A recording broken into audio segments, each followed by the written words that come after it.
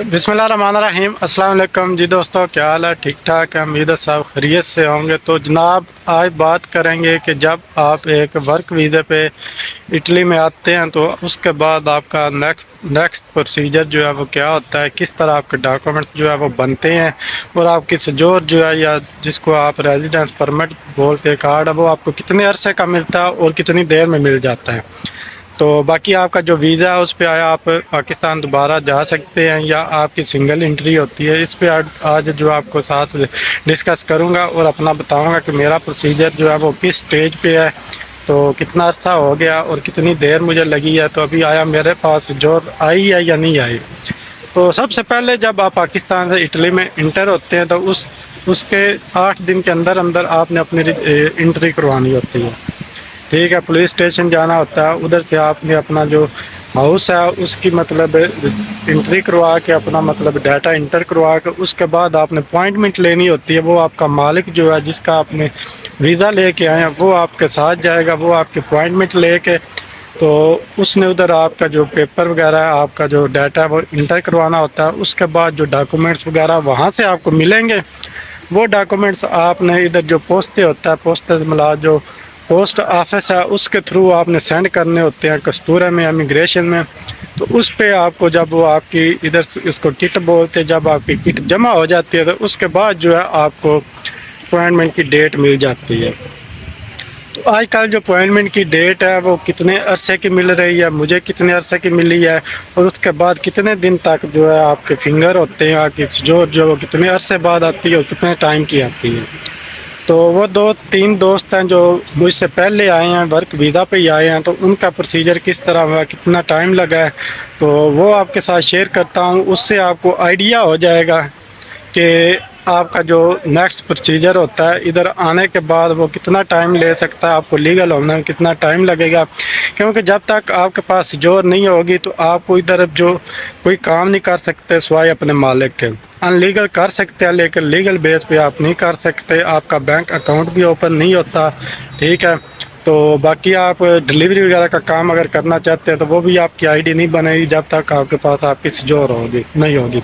आपका जो वीज़ा है उस पर आपका मतलब है वो इधर ना बैंक अकाउंट उस पर ओपन हो सकता है, ना उस पर आपका कोई मतलब है इसके अलावा कोई आईडी वगैरह बन सकते हैं। उसके लिए आपको लाजमी तौर पे आपको सजोर चाहिए होती है। तो जनाब ये 8 दिन के अंदर अंदर करने वाला काम है। आपकी एंट्री होगी, आपका जो किट आपको मिल गई वो किट आपने फिर पोस्ट ऑफिस में पोस्ट करनी है। उसके बाद आपको डेट जो है मिल जाएगी। डेट कितने अर्से की मिल रही है? जो मुझे मिली है, मुझे जनाब 8.5 मंथ बाद की अपॉइंटमेंट मिली है।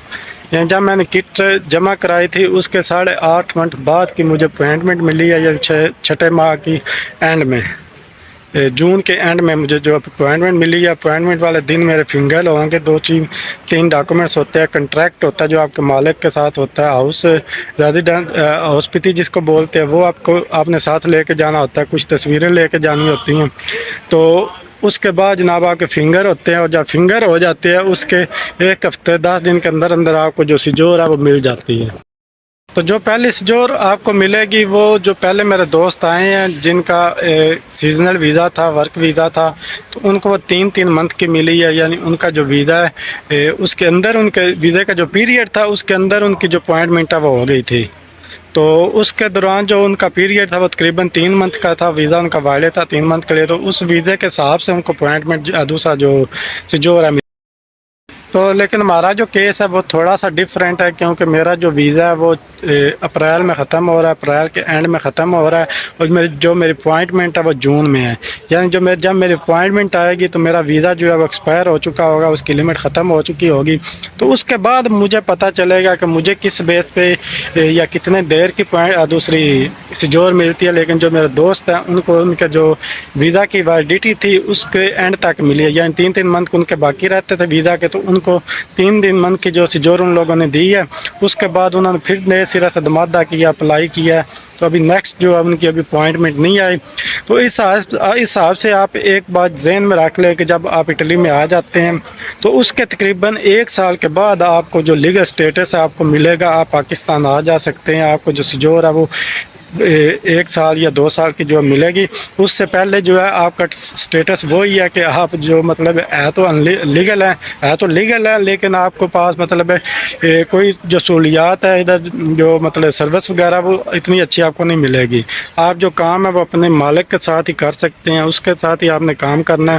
اگر آپ باہر کام کرتے ہیں تو وہ آپ کا کنٹریکٹ نہیں ہوگا، آپ کا ویسے ہی کام ہوگا، یعنی اس کو آپ بول رہے ہیں دوسرا انلیگل کام کریں گے، کسی کے پیپر پہ کام ہوگا لیکن آپ کا ٹیکس وغیرہ بھی نہیں ہوگا۔ جب تک آپ کا سجور نہیں ملے گی تو آپ کا جو ڈاکومنٹس وغیرہ کمپلیٹ نہیں ہوں گے تو آپ کا کنٹریکٹ بھی نہیں ہو سکتا۔